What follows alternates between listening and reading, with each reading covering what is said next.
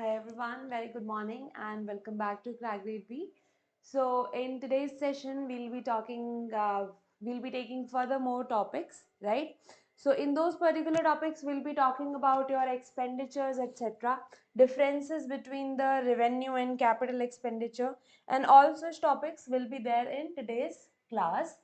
So, and also we have seen that in your various examinations, different kinds of questions are there related to concepts, right? Conceptual questions have been asked very frequently, and many people who are not from commerce background, they find it difficult to attempt such kind of questions.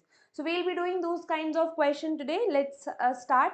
And yesterday we finished our lecture with the differentiation in the revenue and capital receipts, right? Today we'll be talking about expenditures, right?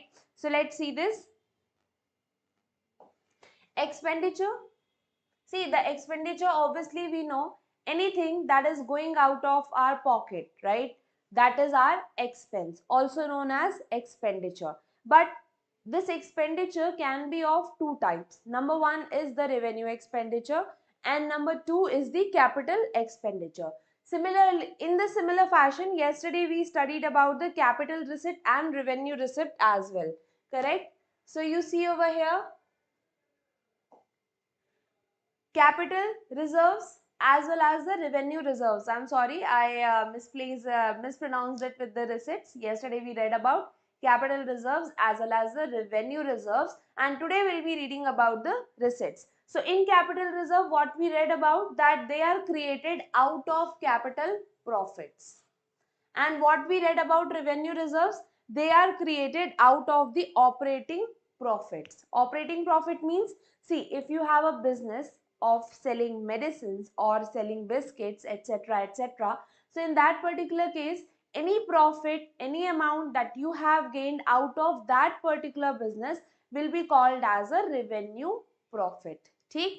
And yesterday also I have told you, suppose you have sold a machinery. You have sold a machinery. So in that particular case, if you are having any amount of profit from that machinery, will be called as the capital profit and will be taken to the capital reserves, right? So these reserves are created out of the capital profits which do not arise from the normal activities. In this particular case, these reserves, they can be used of for writing capital losses or issue of bonus shares in case of company. Like, what is the example? Premium on issue of shares or debentures, profit on sale of fixed assets. See, issuing shares or debentures, what kind of activity is it? Is it operating activity, investing activity, or financing activity? This particular thing I am talking from the perspective of cash flow. Can you tell me what kind of activity is this?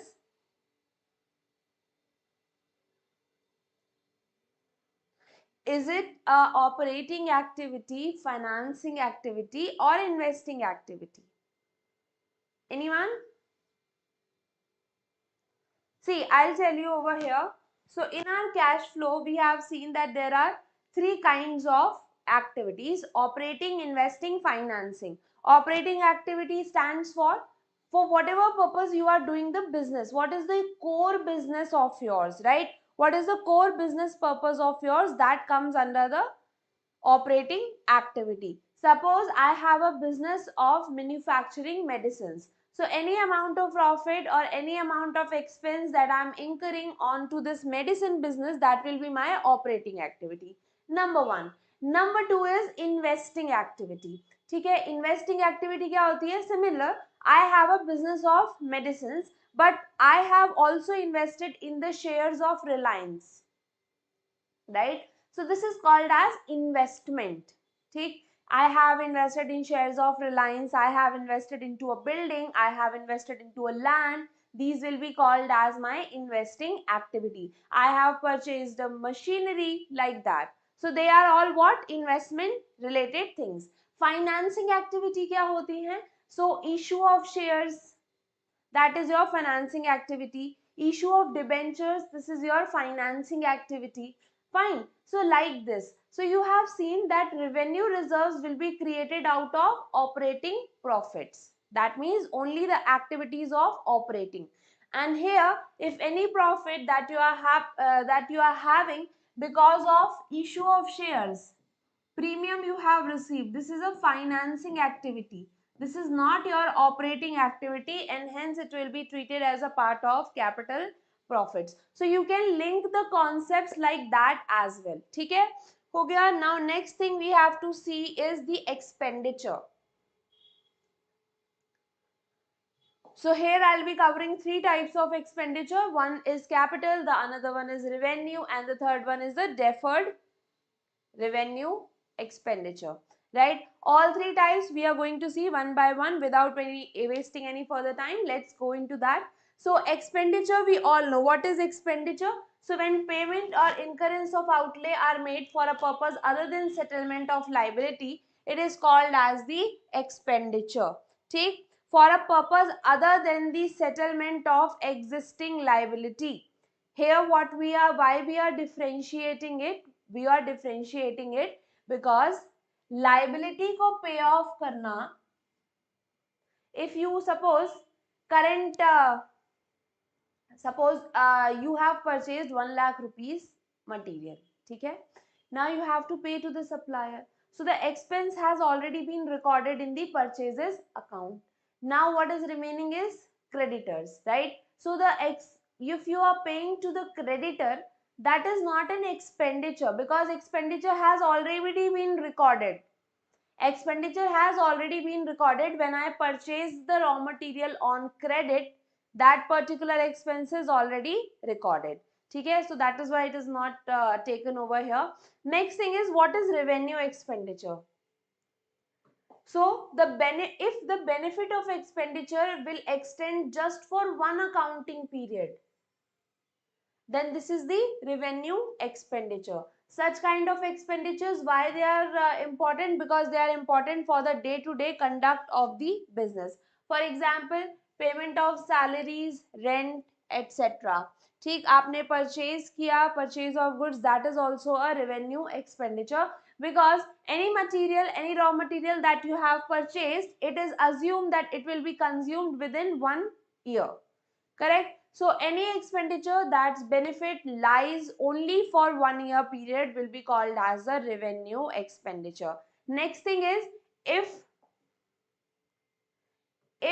the benefit of expenditure extends than more than one accounting period, they are termed as capital expenditure. An example can be payment to acquire furniture for the use in business. So obviously we know furniture हो गया आपका, machinery हो गया, land and building हो गया, they are not purchased and the amount is not just spent for 1 year, right? We use it for a longer period of time. You are purchasing an AC, so you will use it for a longer period of time. So such kind of expenditures, they are called as the capital expenditure. Now here I would like to tell you one thing. See,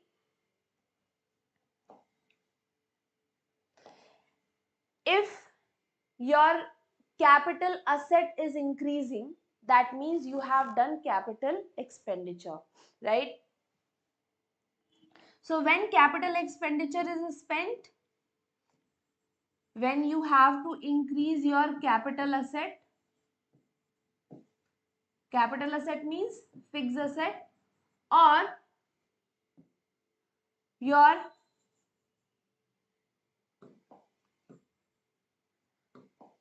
non-current liabilities are decreasing, right? So in both the cases, the capital expenditure is spent. How? I'll tell you. So see, non-current liability means, for example, take bank loan. Bank loan एक साल के लिए थोड़ी मतलब एक साल के लिए भी ले सकते हैं, but normally we take bank loan for a longer period of time, right? Let's say 3 years, 4 years, like that. So it is a non-current liability. Now any one of the day I have to repay this amount, right? One fine day. So I have paid something to repay this non-current liability. That payment will be called as capital expenditure. So whenever you incur capital expenditure, either your asset will increase, like you might have purchased machinery, purchased land, like that, and apart from that non-current liability, your liability will decrease, right? So these are the things. Next is difference between capital and revenue expenditure. What is the difference?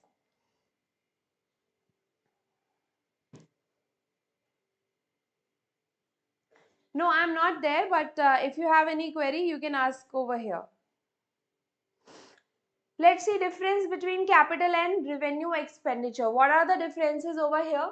So capital expenditure, see, I have included these line of points because sometimes the question can be built up directly from here, right? And these are conceptual things, hence important to study. So capital expenditure, it increases earning capacity of the business, while revenue expenditure is incurred to maintain the earning capacity.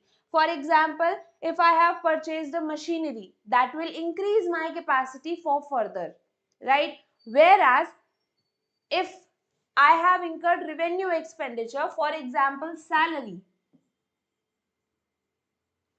So obviously payment of salary is necessary. If I'll not pay for salary, then my production will stop. So revenue expenditures are incurred for maintaining the earning capacity, and capital expenditures are spent for increasing the earning capacity, right? Next thing,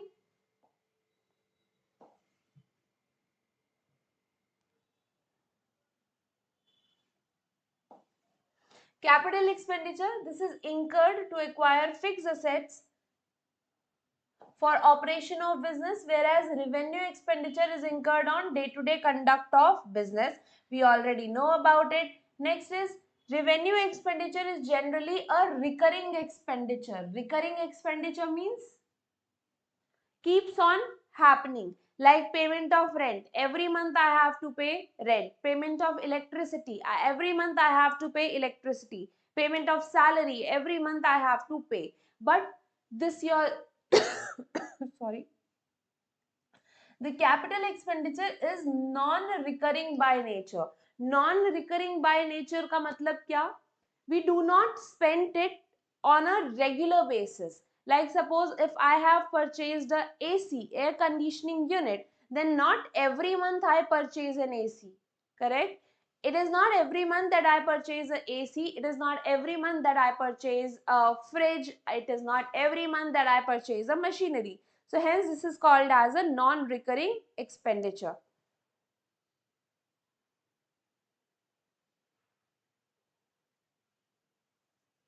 No, going concern principle is something else. But yes, it does aids in identifying your capital expenditure, right? So for revenue expenditure, this might not be very useful, but for capital expenditure, it is. So yes, you are 60% right. For revenue, see what happens is, you can normally say that yes, we are using going concern principle. In normal language, you can say this. Going concern principle is used for classifying between the revenue and capital. Why? Because as per going concern principle, we are assuming that our entity will continue for a longer period of time, right? So when you are assuming that your entity is going to continue for a longer period of time, on the basis of that, you decide that, okay, this is my capital asset because I am going to use it for a period of, let's say, 3 to 4 years. But for revenue expenditure, this is not very much required, because in case of revenue expenditure, these are consumed within a year itself. तो going concern वाला principal इस पे apply ही नहीं होता, सिर्फ capital expenditure पे apply होता है. It only applies on the capital expenditure. Am I clear on to it?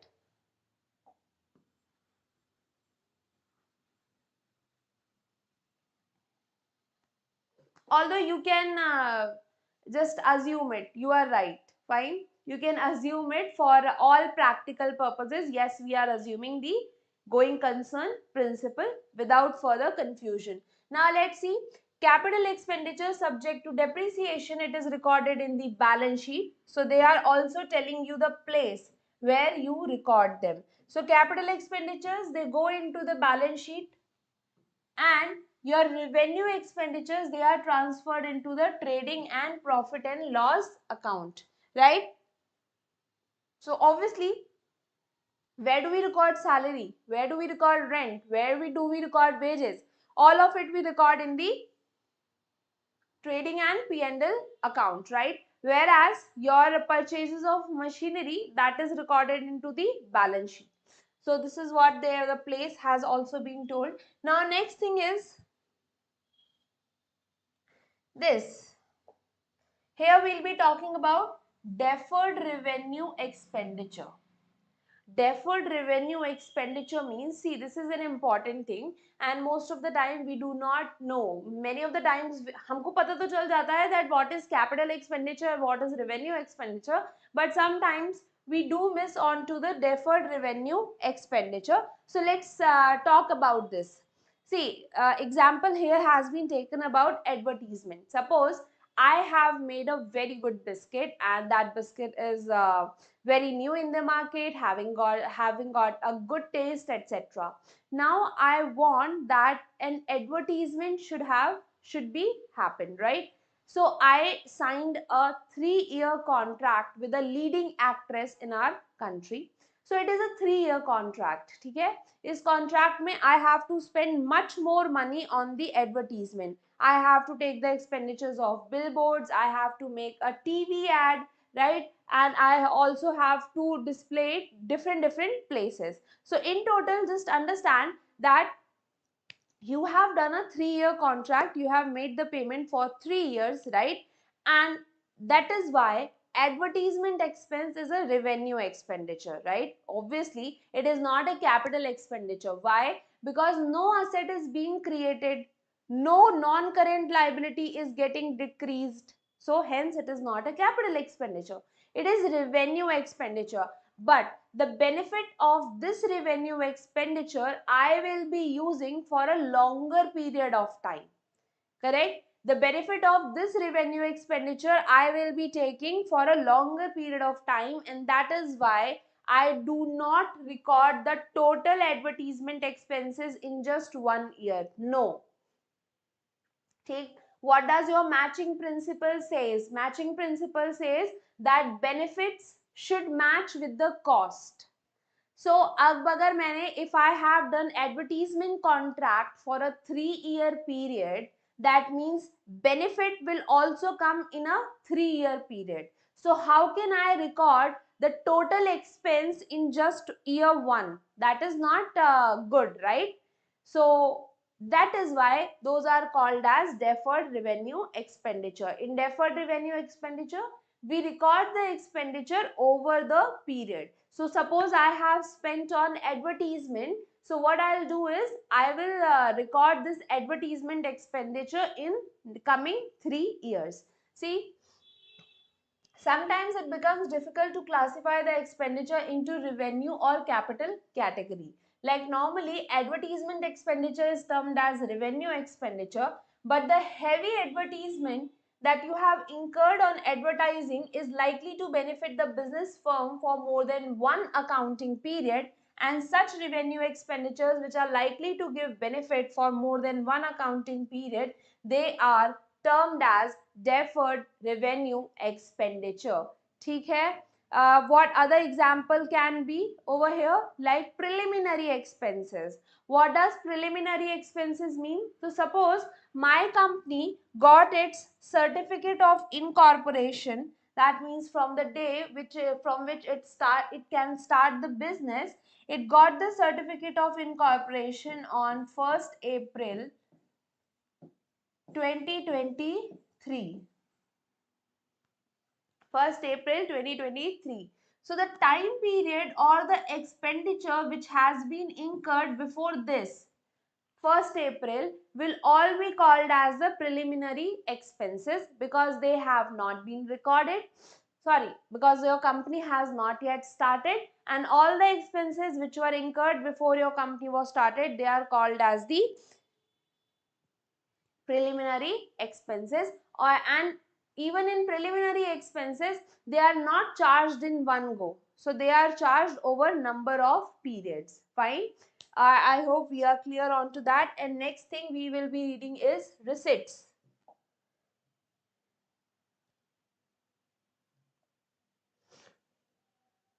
Small portion I have included over here. So we knew about the revenue and capital reserve. We got to know about the capital and revenue expenditure. We will now be knowing about the capital and revenue receipts, right? So if the receipts imply an obligation to return the money, these are called as the capital receipts. The example is additional capital brought in by the owner or loan taken from the bank, right? So all these are called as the capital receipts. Simply how to identify? If you have an obligation to return, suppose if owner of business is bringing 5 lakh rupees capital, so what do you think? You have to return it. Whenever your business is getting closed down, you have to return the owner's capital back to him. So treatment of deferred revenue expenditure, it is written off every year. Let me show you how. So see, suppose I have spent on advertisement 90 lakh rupees.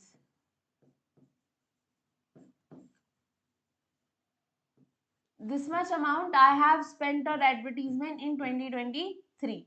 Now obviously the benefit from this advertisement is going to be received by me over a period, right? Let's say over next 3 years. So what I am going to do in 2023, in 2024 and in 2025, every year I will be charging 30 lakhs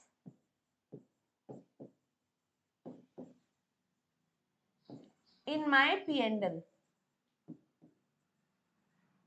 In my profit and loss account, every year I will be charging 30 lakhs. Now your next question could be that, ma'am, we will be charging this equally. So I'll tell you, there are different rules onto it, right? So you have accounting standards. In accounting standards, they tell you certain methods to do that, right? Similarly, you have some provisions under Income Tax Act as well. Like Income Tax Act allows preliminary expenses and the writing of such kind of expenditures, license fee if you are paying, writing of that license fee, how you are going to do. So such different rules are there in different laws. Accounting standards have rules from some line of items. Income Tax Act has rules from some line of items, but we don't have to go in there, right? So that is why for ease of understanding, I have depicted it like this. 90 lakhs equally divided into next 3 years, because I will be getting the benefit of such advertisement in the next 3 years. Is that okay?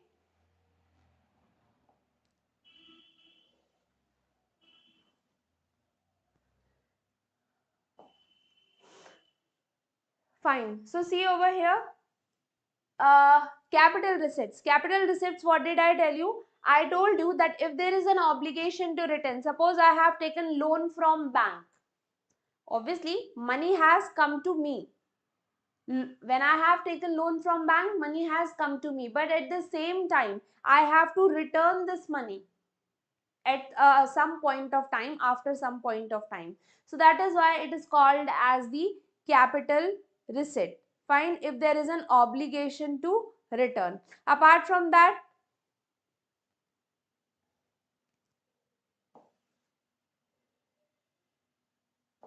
if a receipt does not incur an obligation to return the money, or if it is not in form of sale of fixed asset, this was the point that we were missing over there. Okay? So sale of fixed asset, any amount that you receive out of sale of your fixed asset, it is also called as the capital receipt. Okay? So number one thing is that if you are receiving any amount of money from the owner or from outsiders as a liability, then that is capital receipt because you have an obligation to return. At the same time, suppose I have sold my machinery for 1 lakh rupees. So this 1 lakh rupees which I have received, it is not my revenue. Revenue word is used for anything that you earn out of your normal course of business. मेरा काम है manufacturing of medicines. This is my work. So anything that I will be receiving because of such trade in the medicines, that will be called as my revenue. Selling and purchase, selling of land, selling of buildings, selling of machinery, any amount that is that I am receiving out of this will not be considered as revenue, and it will be considered as capital receipts, right? Revenue receipts, it is termed as revenue if there is no obligation to return, plus it is not sale of fixed assets, then any sales that is made by the firm, it is known as the revenue receipts, right? Sales made by the firm means, so I am into the business of medicine manufacturing, so this sale of medicines, this is my stock, right? Sale of medicines, this will be considered as the revenue receipts. Now the next topic that we have is called as financial statements, right? So questions can be asked in your examination as well. If you are preparing for another examination or any other kind of examination, it will be helpful for you in that as well. Why? I'll tell you. See, in many of your examinations like SEBI, RBI, they do have the higher advanced topic of accounting, but they generally do not focus on such basics, right? But this is your beauty of EPFO, that they focus on the basics of accounting, and hence this lecture is useful for everybody and anybody who's preparing for any competitive examination, because this is directly from the scratch. Okay? So let's see financial statements. What are the basic objectives of preparing the financial statements? So number one thing, you want to show that what is the true and fair position of your financial performance. Financial performance means you want to show about your profit and loss situation. And next is you want to present a true and fair view of your financial position. Financial position, this question was asked in the IFSCA, right? So this particular line, you see, sometimes we ignore such kind of lines, but this line to present a which kind of statement is used for depicting the financial position. This question was asked in IFSCA, and this is super easy question because balance sheet is used to show financial position and P&L is used for showing the financial performance. We are clear on to it. Next thing, now what kind of financial statements does a firm prepares? So there are so many things under it, but basically we'll be talking about trading and profit and loss account and balance sheet. So these are the two statements or two accounts you can make, but these are prepared together. Trading and profit and loss account. Okay? Let's see them. First of all, we will be seeing this particular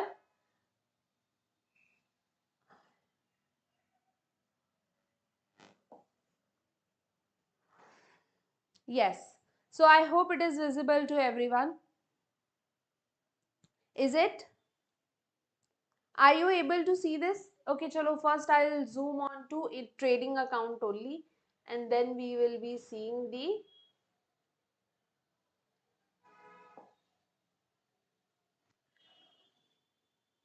okay, fine. So see, one disclaimer I have to make. This is the old format of trading and profit and loss account, but it is used by everyone who teaches the basics, correct? Why? Because this is easier to explain. Now we have a new kind of format under the Companies Act for the preparation of profit and loss, trading, P&L, as well as your balance sheet, right? This is T format. correct? This looks like the alphabet T, but now what the new format is, that is vertical, like this. So all the things are written like this. That is the vertical format. So only the format has been changed, the concepts has not been changed, as well as the treatment of items has not been changed. So it is safe for us to use this, correct? So out of these two portions, you see the first bifurcation up to here, this is known as the trading account. This is known as trading account, correct? Now, what all comes under the trading account? So, you see in credit side, we have shown sales. Sales matlab, whatever business you are doing, you are manufacturing medicines, or you are into the manufacture of what you can say biscuits, if you are into a trading enterprise or whatever. Whatever is your main business, the amount that you are receiving out of your main business is called as the sales. अब जब sales होती है तो sales return भी होती है. Like we people, we order from so many websites, Myntra, Ajio, etc. We do purchase it, and when we find that no, it is not looking nice or it is not good, at that particular time we return it, right? So sales return. So from your sales return should be deducted. There is nothing much to explain over here. Next thing, opening inventory. Opening inventory means that what was the inventory in hand when you started the year. कितना inventory already आपके हाथ में था. Next is add in it any purchases that you might have made in the year. If there are purchases, then there must be returns as well. आप भी तो एक customer है. If you have purchased something, then you might have returned something, right? So in the purchases, return the purchase return out. And also please remember this, right? So purchase returns are called as return outwards. They are also a confusing piece of item, and this sales return is called as a return inwards. Now how not to get confused into this? So listen to me very carefully. Sales return means you are a business. Sales return means return is coming to you. Your customer has returned something to you. So this is called as return inwards. Fine. And purchase return means when you have returned to someone. So returns are going outwards. That is why it is called as return outwards. ठीक है? So purchases में से out of purchases, please less the purchase returns. Then any carriage that you might have paid, obviously you have purchased the goods. So there must be some amount that was incurred on the carriage. That amount you will add. Fine. And out of this total, deduct the closing inventory. Closing inventory, this will give you your cost of goods sold. Very important. This will give you your cost of goods sold. What all will be included in cost of goods sold? Opening inventory plus purchases, less purchase return, add carriage, less closing inventory will give you cost of goods sold.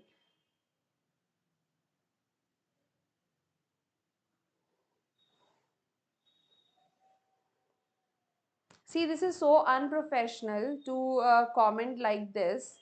I have already told you that I will upload. So now keep patience. We are also working on to it. We also know that this is important and this is in priority.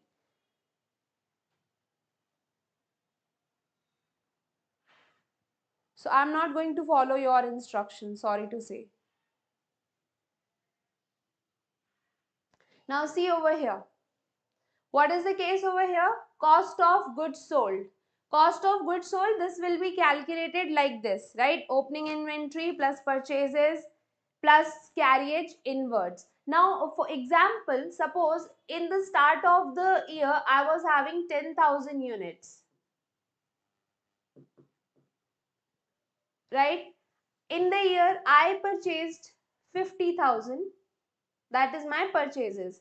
And in the last, I had 5,000 as my closing. So what are the total units that I sold during this particular year, right? 10,000 plus 50,000, 60,000 less 5,000 is 55,000. So cost of goods sold will show the cost for this particular 50,000. ठीक है? Is it fine?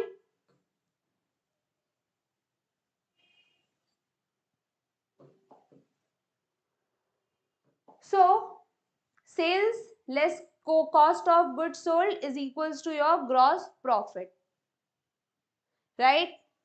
So in this particular time, what we are saying, see, in many kinds of examination, you might have seen that sales, this question was also asked that how do we calculate the gross profit, right?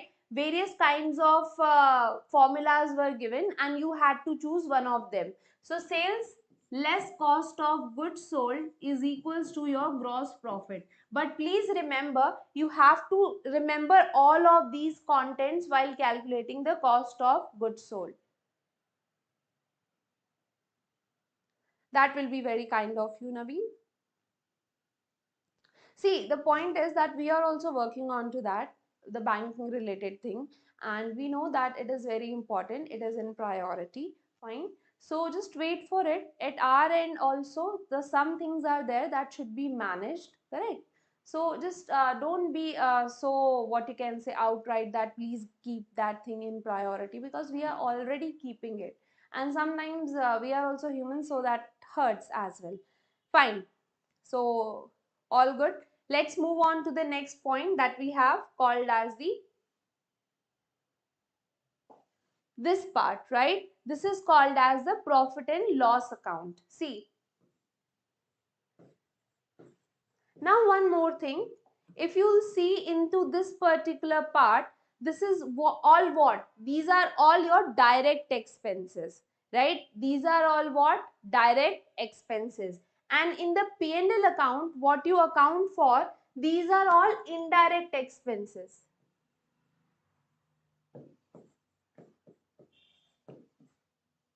These are all what? Indirect expenses, and these are what? Your indirect incomes, correct? Now let me tell you one thing.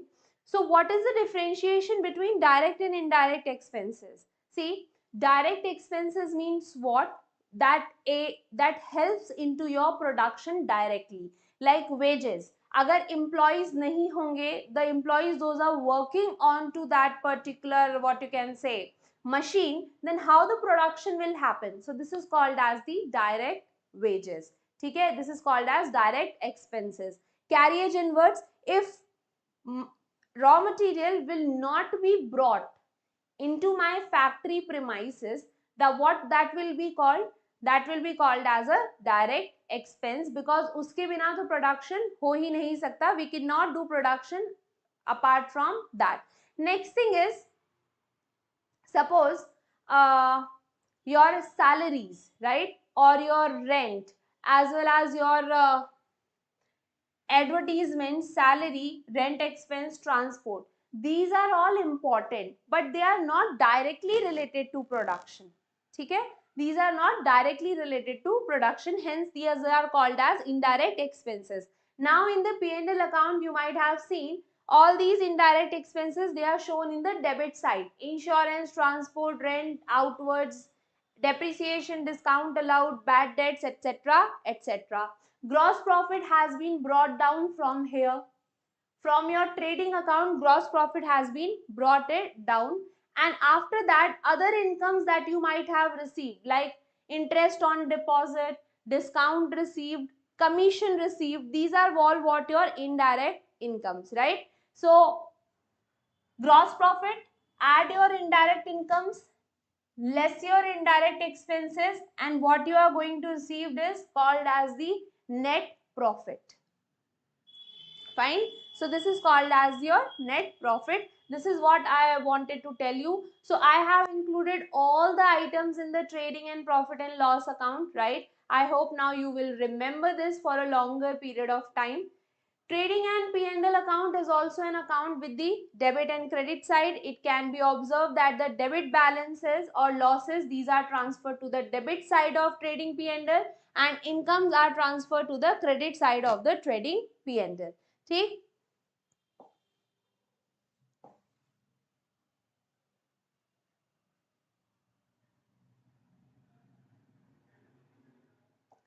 So the basic operational activity, we have talked about the operating activity. So the basic operational activity involves what? It involves manufacturing, purchasing and selling of goods. Purchases is one of the main constituents of expenses in business organization, and besides purchases, the remaining expenses are divided into direct expenses and indirect expenses. What are direct expenses for us? It means all the expenses which are directly related to the manufacturing, purchase of goods and bringing them to the point of use, right? So in this particular case, this is carriage inwards, freight inwards, wages, factory lighting, coal, water and fuel, royalty, etc., etc. They will all be called as the direct expense. Why? Because all of them are directly related with my production. ठीक है, right? Now in this particular case, what happens is, what you have to do, you have to remember the examples. You have to remember the examples because these examples can be picked up directly. Fine. Apart from that, salaries, rent on building, bed debts, these are called as the indirect expenses. Fine hai? Correct? Similarly, sales also constitute the main item of revenue for the business. The excess of sales over purchases and direct expenses, this is called as the gross profit. So how does your gross profit can be calculated? Sales less purchases plus direct expenses. This is what? This is your cost of goods sold. Fine. Purchases plus direct expenses. What all we include over here? You can also include your stock. That also comes over here. Wages and salary difference. So the difference is, suppose you are a manufacturing entity, okay? So in your manufacturing entity, there are laborers, right? Laborers normally we called as like blue collar workers. They are the persons who go on to the machinery. They conduct the production, right? So such laborers which are normally not doing a administrative kind of work, they are doing production kind of work, right? So production kind of work, the labor who are directly in contact with machinery, to them whatever we pay is called as the wages, right? But normally this concept is not very much into the vogue right now, because what happens, I'll tell you, every factory has, see, even in factories now we have categorization. The people who work directly on the machinery, they are also the permanent employees, right? So they also receive salary. But because these accounting books as well as concepts, they have been made in the past, so what they differentiate wages as, that any person to whom we are paying the amount for doing the production, that they categorize under the wages, and any person to whom that they are paying the amount for doing administrative kind of work, like administrative work, selling related work, distribution related work. So for all these expenses, if salary is paid, if the amount is paid, that is called as salary. So for the ease of understanding and after summing up all of this, let's do one thing. See, wages are for production activity. Okay? Everyone who's working onto the production side, onto the machinery, to whom whatever you are paying will be called as wages. And anyone who's working in the administrative department, or let's say selling and distribution, right? So those will be called as, to them whatever you are paying will be called as the salary. For example,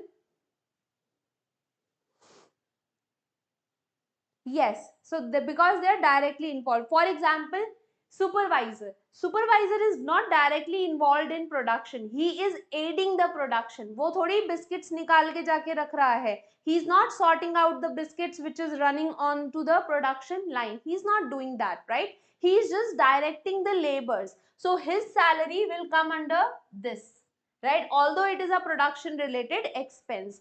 For wages, we classify that all those persons which are directly working on the machinery for production, to them we will be giving them the wages. So with that, this is what I wanted to discuss today. We have covered trading and profit and loss account. I hope now you have understood the profit and loss account as well. While calculating your net profit, what all you have to do? So for calculation of net profit, you should have gross profit plus your indirect incomes and less your indirect expenses. This is going to give you your net profit. If in question they say you that gross profit less indirect expenses is equals to net profit, then please do not forget that you have indirect income as well. But most of the times they twist the question and they say that gross profit plus indirect expenses is your net profit. So please remember this equation very well. Gross profit में you add the indirect income, you less the indirect expenses, and then you receive your net profit. So with that, we are done for today's topic. Thank you so much for joining in, right? And I hope you must have understood the topic well. And if you did, then please do not forget to like this video. Thank you so much, and we'll see you tomorrow.